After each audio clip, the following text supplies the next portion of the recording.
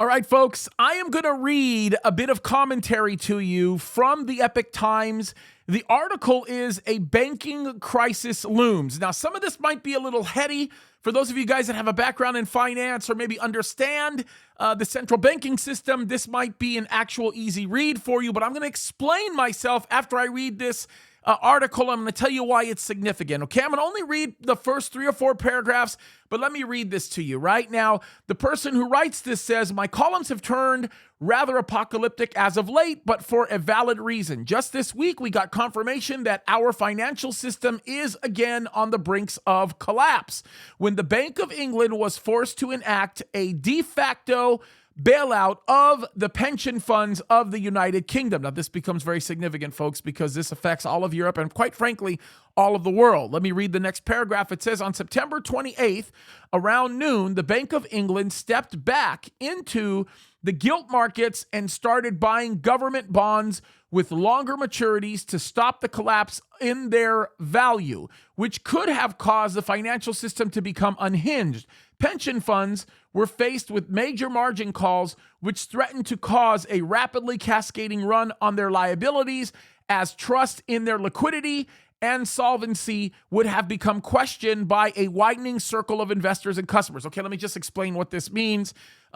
You basically, if you are an average Joe, everyday person, and you actually buy some of these government bonds, you assume they're going to get to a maturing date where when it gets to that maturing date, you're going to earn a certain amount of interest. Now, if you begin to think that things are beginning to collapse with respect to what the government banks actually have, what the central banks actually have, you think they're going to become insolvent. What you do is you make a bank run. You go and you say, "Give me my money back that was in my government bond. I'll take the hit on it because I don't want to lose my money." So this is something that was beginning to happen, and this is why the bank went ahead and said, "No, we're going to actually buy these, and we're going to expand the amount of time by which they end up going to a maturity process," right? So let me read the next paragraph. It says, "Effectively, the BOE stepped in to limit the vicious cycle of margin calls faced by pension funds because of the crashing values of the gilts." Now, this is interesting,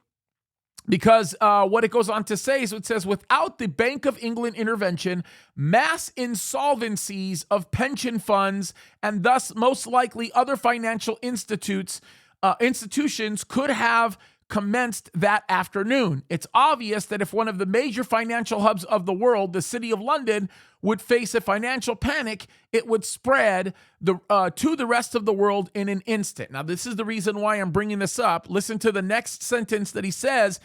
"It looks as though the global financial system was pulled from the brink of collapse once again by central bankers. However, this was only a temporary fix."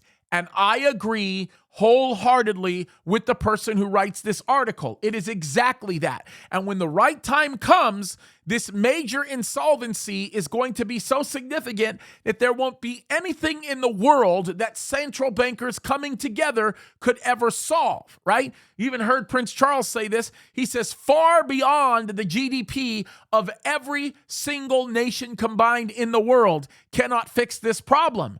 And so he talks about this ongoing. We've made many videos talking about what he has said, but the bottom line that we are looking at is we are seeing an economic failure that is so imminent on the brink that it will bring a necessity for a reset, a great reset. Some of us may have heard that before, and when that takes place, we are going to a cashless society, folks. And when that begins to happen, we will see the roadway paved for the final Antichrist. I want to make a note of this.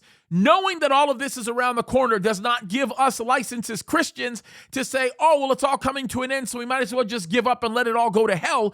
The reality of it is we are called by God to fight at every step. We are called by God to stand up for righteousness and to be the preserving influence that he's called us to be. Now, when the church is raptured, holy smokes, I wouldn't want to be here, and thank God I'm not going to be here, because bad things are going to happen, but we are getting there, folks, and we are approaching that place very quickly. It is rapid, and I'm telling you right now, we are running out of time.